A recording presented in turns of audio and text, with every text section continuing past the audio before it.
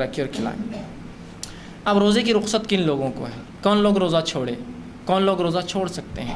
کن لوگوں کو روزہ نہ رکھنے کی سہولت شریعت نے دی ہے؟ اس لیے کہ روزہ تو ہم پہ فرض ہے، لیکن شریعت میں ہر بار ایکسیپشنل ہوتا ہی ہے، مستثنا ہوتا ہی ہے کہ شریعت کچھ لوگوں کو باہر کر دیتی کہ بھائی تم لوگ مت رکھو، اس لیے کہ تم میں فلاں نہیں، طاقت نہیں، سکت نہیں ہے، ٹھیک ہے؟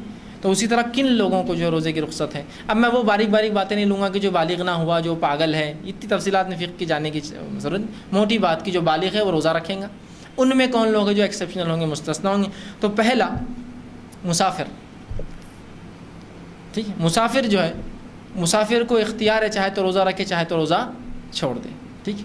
یہ اختیار ہے اس کو، ٹھیک؟ اس لیے کہ اللہ رب العزت میں قرآن میں بھی یہی بات فرمائی اور کہا کہ جو رمضان کا مہینہ پائے وہ فلیصم، وہ روزہ رکھے، ومن کان مریضا او علی سفر فعدۃ ایام اخر، لیکن اگر تم میں سے کوئی بیمار ہو یا مسافر ہو تو اسی گنتی بعد رمضان کے پوری کرو۔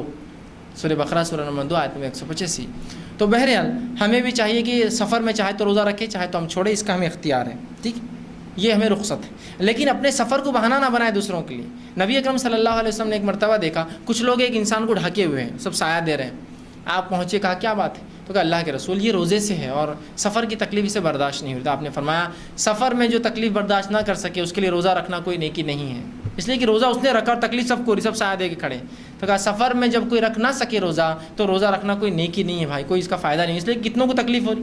اور بہت سے لوگ سفر میں روزہ رکھتے ہیں خاص طور سے، اور پھر شروع ہو جاتے ہیں میرا بیگ اٹھاؤ، میں روزے سے ہوں، میرا یہ کرو، تم نے روزہ نہیں رکھا تم یہ کرو، مطلب اس کو حمال بنا دیتے اور خود ایسا روزہ کوئی نیکی نہیں ہے۔ بہت سے لوگ روزہ رکھ کر کیا کرتے ہیں معلوم آپ جائیے گورنمنٹ آفیسز میں فلاں صاحب کا ہے جو مسلمان ہے، صاحب نہیں آیا آج، کیوں؟ اپاس ہے ان کا، تو کس پر احسان کیا آپ نے روزہ رکھ کر؟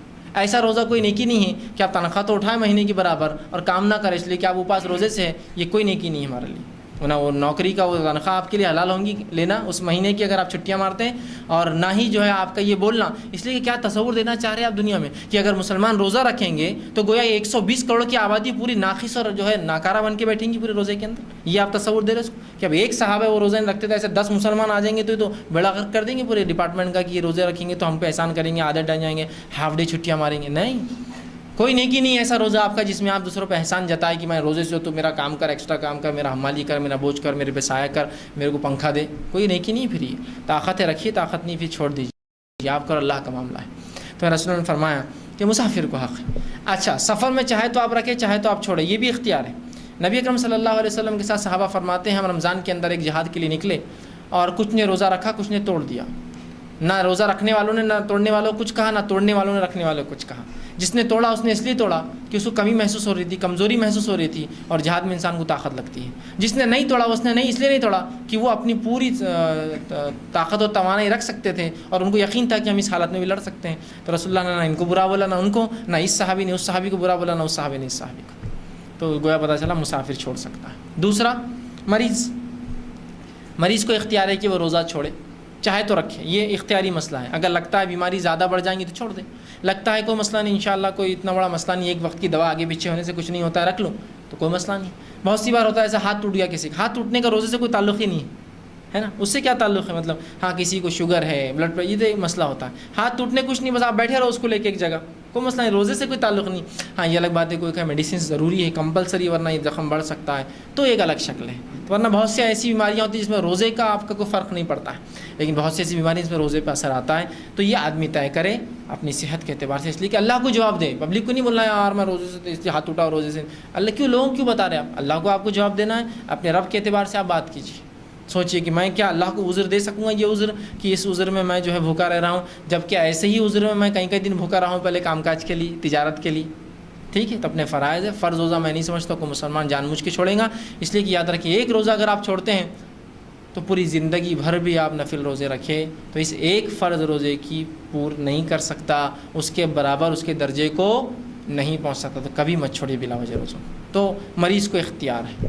اب ایسا مریض جس کا مرض ختم ہونے والا نہیں ہے، مریض بھی کیا کریں گا، روزے بعد میں رکھیں گا، مسافر بھی بعد میں رکھیں گا، لیکن ایسا مریض جس کا مرض اس کو بعد میں وقت نہیں دینے والا ہو، یا چاہے جوان ہو چاہے بوڑھا ہو، جوان بھی ہوتے ہیں جو شوگر ہے، جوان ہے لیکن شوگر ہے، کیا کریں گا آدمی، روزہ نہیں رکھ پاتا ہے، ٹھیک؟ تو ایسا شخص کیا کرے جس کی بیماری ختم ہونے کے چانس نہیں، یا کچھ لوگ ہیں جو کچھ دن تو رکھ سکتے ہیں، 1 دن آڑ رکھ سکتے ہیں، 2 دن آڑ رکھ سکتے ہیں، ان کا جسم اتنا ان کو سپورٹ کرتا ہے کہ 2 دن میں ایک روزہ، 3 دن میں ایک روزہ، تو باقی 2 کا کیا کرے؟ اور بعد رمضان بھی کوئی چانسز نہیں ہے کہ اس کی بیماری اچھی ہو کہ وہ کرے، تو وہ ہر ایک روزے کے بدلے ایک مسکین کو کھانا کھلا دے. ٹھیک، آج کا ایک روزہ چھوٹ گیا، مسکین کو کھانا، کل کا رکھوں گا تو ٹھیک ہے پھر ضرورت، پرسوں چھوٹ گیا، مسکین کو کھانا. ایک مسکین کو اتنا کھانا کھلائے جتنا آپ اوسط کھانا خود کھاتے ہیں. ایوریج فوڈ جو آپ پکائے، سب سے اچھا طریقہ جو پکاتے وہی اس میں سے ایک نکالیے اور اس کو لے جا کر تحفتاً دے دیجیے، یہ کھائیے. ضرور نہیں بولنا کہ یہ فدیہ ہے میرے روزے چھوڑنے کا، آپ دے دیجیے، کوئی بولنے کی ضرورت نہیں اس کو. ٹھیک ہے، تو ایک مسکین کو کھانا کھلائیں گا بیمار، جس کی بیماری میں شفا ہونے کی کوئی صورت نہیں ہے، چاہے جوان ہو چاہے بوڑھا. اب بہت سے بوڑھے لوگ ہوتے ہیں جن کے بڑھاپے کی ختم ہونے کا کوئی چانس نہیں، کمزوری ختم ہونے کا کوئی چانس نہیں، تو کیا یہ روزے چھوڑے؟ تو ہاں روزے چھوڑ سکتے ہیں. ہر روزے کے بدلے ایک مسکین کو کھانا دینا روز دیجیے. کچھ لوگ بولتے ہیں 29 دن کا ایک ساتھ دیں گے تاکہ اس کی عید ہو جائے، کپڑے بن جائیں. کپڑوں کو نہیں دینا ہے پیسے، یہ فدیہ ہے. روز کے بدلے روز ایک مسکین کو کھانا کھلائے. عبداللہ ابن عباس فرماتے تھے کہ 2 لوگوں کو کھلائیں، ایک مسکین کو 2 وقت کا کھانا کھلائیں. بہرحال لیکن قرآن نے تو کہا طعام مسکین. ٹھیک ہے، ایک مسکین کو کھانا کھلاؤ، تو ایک مسکین کو آپ ضرور کھانا کھلا دیں ان کے بدلے. اسی طرح اور کون روزے چھوڑ سکتا ہے؟ تیسرا وہ فرد جو روزے چھوڑ سکتا ہے سماج کا، وہ خاتون ہے. وہ خاتون جس کو حیض یا نفاس ہو، اس پہ بھی روزے فرض نہیں ہیں. وہ روزے چھوڑیں گی اور بعد رمضان ان روزوں کی پر کریں گی. یاد رکھیں، نفاس اور حیض کا خون آنے سے یا جو ہے شروع ہونے سے یا چل رہا تھا تو اس کے روزے معاف ہے، اتنے روزے، لیکن اس کو بعد رمضان رکھنا پڑیں گے. اس کا کوئی کفارہ نہیں ہے، بس وہ روزے بعد میں آپ کو پورا کرنا پڑیں گے. اور اسی طرح حیض اور نفاس کے علاوہ بھی کچھ خواتین ہیں جن کو اللہ کے رسول نے جو چھوٹ دی، وہ ہے حاملہ اور دودھ پلانے والی عورتیں، رضاعت، جو بچوں کو دودھ پلا رہی ہیں. نبی اکرم صلی اللہ علیہ وسلم فرماتے ہیں، یہ ابو داؤد اور نسائی کی روایت ہے، آپ نے فرمایا، انس بن مالک اس کے راوی، آپ نے فرمایا کہ اللہ نے مسافر کو روزہ مؤخر کرنے اور نصف نماز پڑھنے کی اجازت دی ہے. روزہ لیٹ مطلب رمضان کے بعد رکھنے کی، نمازیں اس کی عادی ہوتی ہیں، نماز رخصت دی ہے. جبکہ حاملہ اور دودھ پلانے والی عورت کو روزہ مؤخر کرنے کی رخصت دی ہے. جو حاملہ ہے اور دودھ پلانے والی عورتیں، یہ اپنا روزہ مؤخر مطلب بعد رمضان رکھ سکتی ہے، بعد رمضان رکھ سکتی ہے. ٹھیک ہے، تو یہ مؤخر کر سکتی ہے، اس میں کوئی حرج نہیں. اب اگر کوئی خاتون یہ کہے کہ کبھی ایسا ہوتا ہے انسان کو کہ ایک پیدر پہ ان کو اولاد ہوتی ہے، حمل ہے پھر رضاعت ہے، حمل ہے پھر رضاعت ہے، حمل ہے پھر رضاعت، کیسا کریں گے؟ 4-5 اگر ان کو اولاد ایک ساتھ ہو جائے، ایک کے بعد ایک کے بعد، تو ظاہر حمل رضاعت حمل، تو کیا پورے چھوڑ دیں؟ اور ظاہر سی بات ہے اب اتنے جمع ہو جائیں گے تو کیا یہ پورا کر سکیں کبھی زندگی میں؟ ممکن نہیں ہوتا یہ. ٹھیک، تو اس تعلق سے علماء کہتے ہیں کہ ہر روز کے بدلے ایک مسکین کو وہ بھی کھانا دے دے جو عورت یہ جان چکی ہے کہ پہلے ہی کافی روزے اس کی چھوٹ چکے ہیں. مثال کے طور پر پہلے بچے کی حمل تھا، ٹھیک ہے، اب حمل ظاہر سی بات ہے وہ رمضان چلے گا، پھر رضاعت آ گئی، 2 سال چلے گی، پھر دوسرے بچہ پیدا ہو گیا تو اس کا حمل تھا، پھر اس کی رضاعت شروع ہوگی، پھر تیسری اولاد ہوگی اس کا حمل رضاعت، تو ظاہر سی بات ہے کہیں روزے چھوٹ گئے. اب کیا ممکن ہے کہ اتنے روزے 120 150 180 روزے وہ رکھے، 4 5 7 8 سال کے جمع ہو جائے؟ نہیں ہو سکتا ہے. تو علماء نے کہا کہ پھر ایسا جب امکان ہے تو ہر روز ایک مسکین کو کھانا دے دے، وہ انشاءاللہ اس کے لیے کافی ہو جائیں گے. ٹھیک، اس لیے کہ یہ بھی بیماری میں کاؤنٹ ہو رہا ہے، ایک قسم کا کہ وہ چاہتی ہے لیکن رکھ نہیں پاتی ہے، اس لیے کہ بچے کے صحت کا مسئلہ ہے، بچے کو دودھ نہیں ملے گا تو اس کا حق ضائع ہوگا. یہ الگ بات ہے کسی کو اللہ نے اچھی صحت دی ہے اور بچہ بھی اس کا رضاعت دودھ بھی پیتا رہے اور اس کو روزہ رکھنے کی بھی اللہ نے سکت دی ہے تو رکھیے پھر رضاعت میں. لیکن حمل میں بھی ایسا ہو سکتا ہے کہ کسی کو سکت ہو رکھیں، لیکن کسی کو طاقت توانائی قوت نہ ہو، کمزوری ہو، اولاد پہ کوئی اثر پڑ سکتا ہو، تو روزے فرض نہیں پھر ایسی ہو. ورنہ بہت سی بار عورتیں نہیں مجھے روزے رکھنا چاہیے اس لیے کہ مجھے یہ عمل چھوڑنا نہیں، بہت اچھا عمل ہے روزے، لیکن ابھی اولاد کی جان ظاہر سی بات، انسانی زندگی بہت اونچی ہے تمام معاملات سے. یاد رکھیے شریعت میں ان کا بڑا مقام ہے، انسانی زندگی کا بڑا اونچا مقام. اس حد تک انسانی زندگی کو شریعت نے مقدس سمجھا کہ نبی اکرم صلی اللہ علیہ وسلم کی دور میں ایک خاتون آئی جو زانیہ تھی، زنا، اور زنا کی سزا ہم سب جانتے کیا ہے، لیکن اس نے کہا اللہ کے رسول، اس زنا سے میرا حمل ٹھہر گیا ہے. تو رسول اللہ نے کہا پھر تو اب تجھے سزا نہیں دی جا سکتی ہے، یہ بچے کے پیدا ہونے کے بعد ہی سزا ملیں گی تجھے، جا. وہ گئی، پھر وہ اولاد پیدا ہوئی، پھر آئی اور کہا اللہ کے رسول آپ سزا دے دیجیے. تو کہا ابھی اس کا حق ہے تجھ پر. جب یہ کھانے پینے لگے جب پھر وہ گئی اور بچے کو ساتھ لائی، جب کہ اس کا دودھ چھوٹ چکا تھا، وہ کھاتا پیتا تھا. اس نے رسول اللہ کے سامنے اسے کھانے کی چیز دی، اس بچے نے وہ چیز کھائی. اللہ کے رسول کو اطمینان ہوا، آپ نے کہا کہ اس بچے کو لے لو اس سے، اور اس عورت کو سنگسار کرنے کا حکم دیا گیا، اسے قتل کر دیا گیا.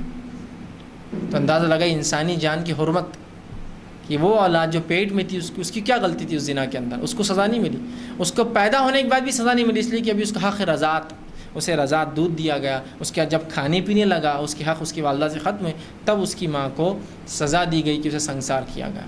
اور جب اس کو مارا گیا، اس خاتون کو مارا، سنگسار سزا پتہ ہے نا، زمین میں انسان کو گاڑ دیا جاتا ہے اور صرف چہرہ اوپر ہوتا ہے، جب اسے پتھر مارے گئے تو اس کی جان نہ نکلتی ہے. علی بن ابی طالب رضی اللہ عنہ موجود تھے, انہوں نے ایک بڑا پتھر اٹھایا اور حدیث میں آتا ہے اس کے چہرے پر مار دیا. جب مارا تو خون کے کچھ حصے جسم پر اڑ گئے, جس پر آپ نے کراہت کا اظہار کیا. یہ مطلب زانیہ تھی اور اس کا خون میرے جسم پر اڑ گیا.